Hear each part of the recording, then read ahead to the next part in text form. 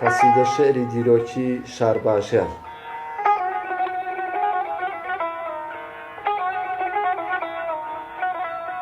خاکی مساوی ڕەنگی سەوز و سووری تێر، چەندین شاخی شەقار شەقارە شارباژێر، نەخشاون خەرەندی لە لاپاڵی کێوان، دایبڕیون لە ڕووتەختە چەم و شیوان، ئاوازی خوێندنی بۆقژە و شالوورە دێ، دەنگی قومری لە هەواری گەڕەدێ دێ، مەیلی من لە لای خوڕەی چەمە لەلا دێ.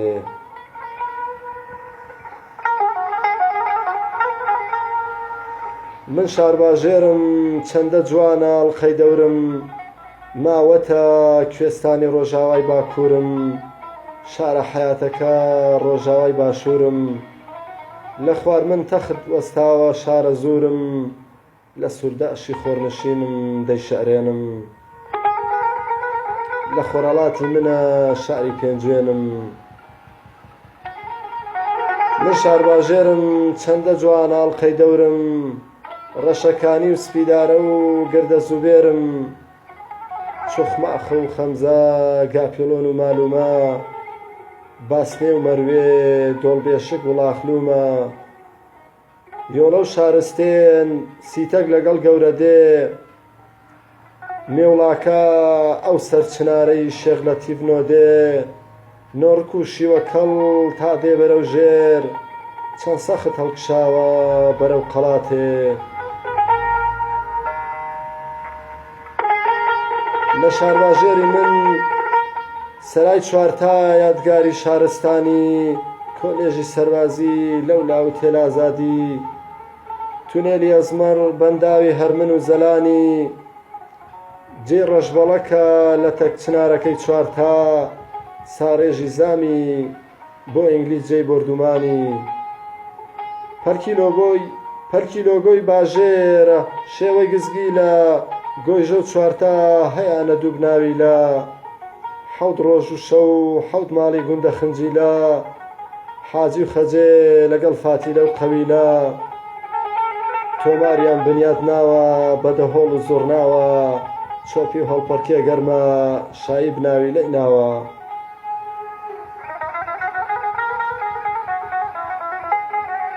من هاوینە هەواری شارباژێرم، شاخە سوور باڕەی گەورە سەرسیر کەناروێ، گۆیژە و ئەزمە ڕەحمەداوە سیرین و مەروێ، خێوەتە و شێخەڵمارێن مۆکەبە و مۆسەک، شیوی دۆڵێ دۆڵپەم و کونەماسی سیتەک،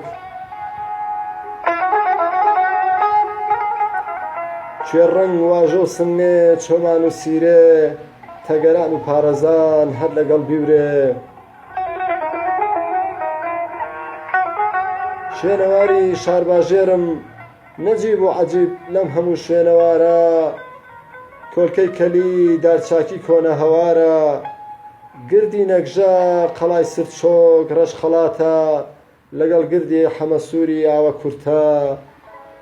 هەراو گردی زیارەتان کارێزی قەشان، زەوی بەرماڵانی گاپیلۆن بێکومان،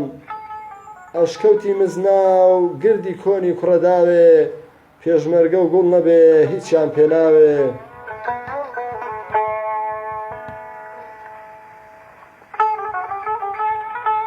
ئەشکەوتی تەنیژ ماڵان گردی قەڵاتکە، کانی بۆگەنە کانی توانی باساکە، نەمامی پارەزان گڵە ڕەشی زلزلە، دۆڵە سوورانی بایاوە گردی سیتەکە، خەرمانە سوتاو لەگەڵ ئەشکەوتی جۆڵە، بە شیوی هەرمیانەوە لە ساردی کوێستانەوە، تاڵەواوی وڵاخلو ئەشکەوتی قوڵەجاخ بوو. قەدیم سەردەمی زوو ئێستا و لە مەولا،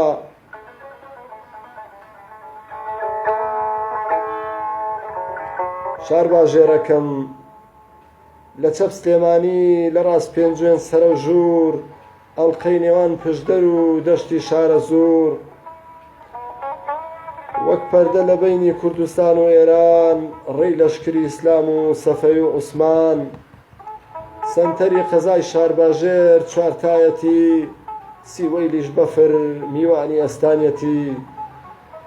گەڵا گمۆ سورکێ و کەت و هەزارکانیان لەرێ دارەزەر پیلکە و خەیوانی گەورە حەسەن بەک شوێن داستانی ماوەت خەیوانە حەسەن بەک شوێن داستانی ماوەت خەیوانە ئەحمەد ڕۆمی قەڵا سارم و ژیلوانە پای هێزی شارباژێرن لوتکەی چیان سەرچیر پشتی چوارتا ئاسنگەران ئەزمەڕ گۆیژە و کوڕەکاژا و خەزێنە گۆچار کوتلەر من شارباژێرم لە ناودارانم جوامێراغای ڕەنگێنە پیرەمێردی شاعیر و گۆیژەی سەنگینە شێخ معرفی نۆدێ مەلاو شاعیر شەکیب جەمالی محەممەد ئەمینە مەلاو شاعیر محەممەد شێخ هەڵمارێنە کاکەی فەلاح و حاجی دەروێش چوارتایی کاکەی فەلاح و حاجی دەروێش چوارتایی مەحوی باڵخی مەلا کاکە حەمەی ڕەواتی لەگەڵ جەمال شارباژێری بوونە خەڵا فەخێ حسێن گۆڕەدێمی نەجمەدین مەلا لە شارباژێرەکەم لە چوارتاو زەلان سیوەیل و سیتەک پێک دێ لەگەڵ گاپیلۆن زیاتر لە 130 دێ زەردەش و تەنی پەیڕەوانی دین چوارن سەر بە ڕۆژ باخی چوارتا کۆمەڵە پەینان سەرسیر کێوێکی 4000 پێیە لە خوار چوارتا جوانی سروشتی پێیە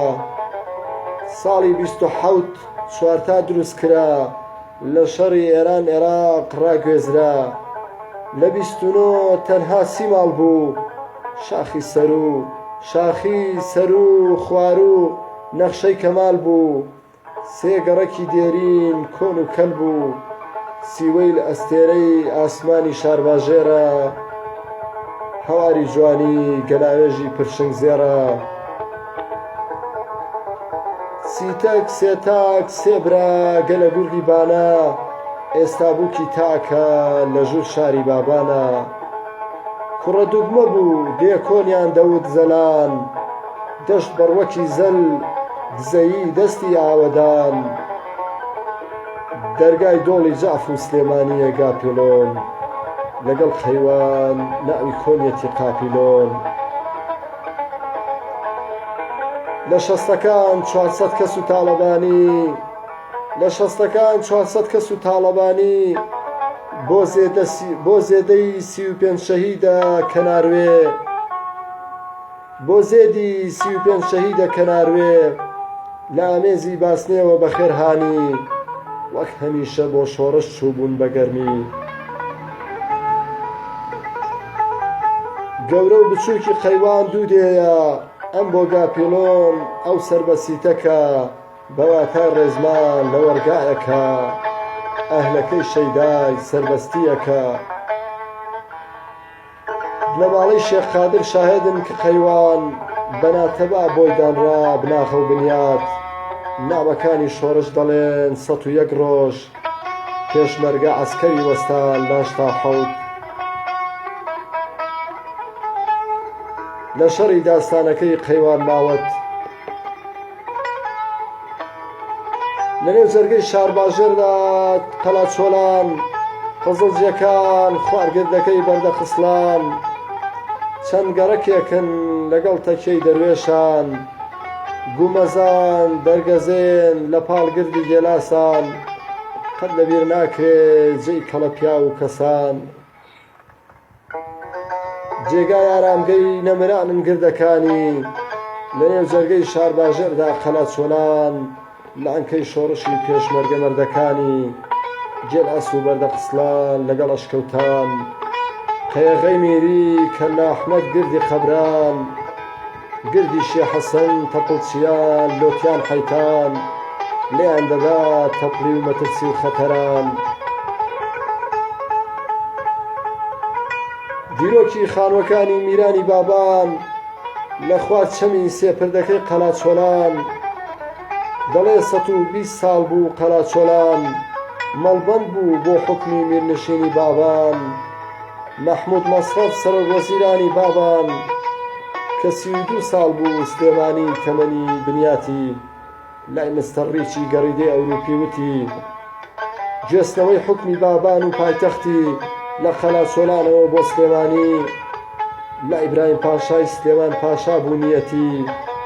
گەر فەقێ ئیبراهیم نەیکوشتا پاشا سلێمان نەمدەوت ئەی کورد کوانێ تەبای و ئامان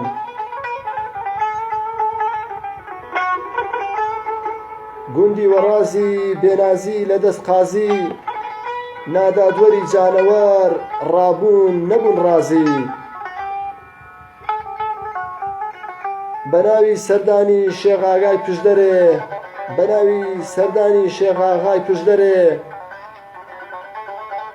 دەچێتەوە ڕاز وەڕاز دەیکاتە دەرێ بە سوتان و تاڵانی دێ چەرمەسەری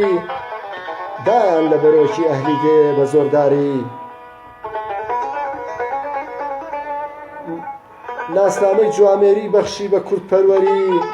مەڵێن ناسنامەی نییە خولە پیزەی بێسەری سەیرە ئەو کوشتەی دەستی هاوڕێ و مەلابێ مرد لە ناو کوردی خۆخۆر سەیرە بێ بەڵابێ تاڵەبانی و عەبدوڵڵا پشدەری ناسراو شاهێدن کە مەخفەرەکانی شارباژێر لە شەڕی ئەیلولی 62 هەڵگیرساو ڕاونران و جیران چون بە دەردی پۆڕی خوراو عێراق و ئێران لە 75 ڕێککەوتن لە جەزایر بۆ ڕاگواستنی شارباژێر لە 78 و 83 و 87 تەخت کران گشت هەوارێ لە گوند و لە باژێر کارێزە قەلاچۆلان کەناروێ سوورە قەڵات کرانە ئوردوگای زۆرم لێ بۆستەمی وڵات جێ چایخانەی جەمیلە شەر لە چوارتایە حەسەن زیرە گوتەنی لە چایخانەی کاکە جەمیل کردم سەیر و سەفایە لەیلا قیلول تێپەڕ بوو دەک حەسەن کوێرائیدایە ئاکۆ شارۆشی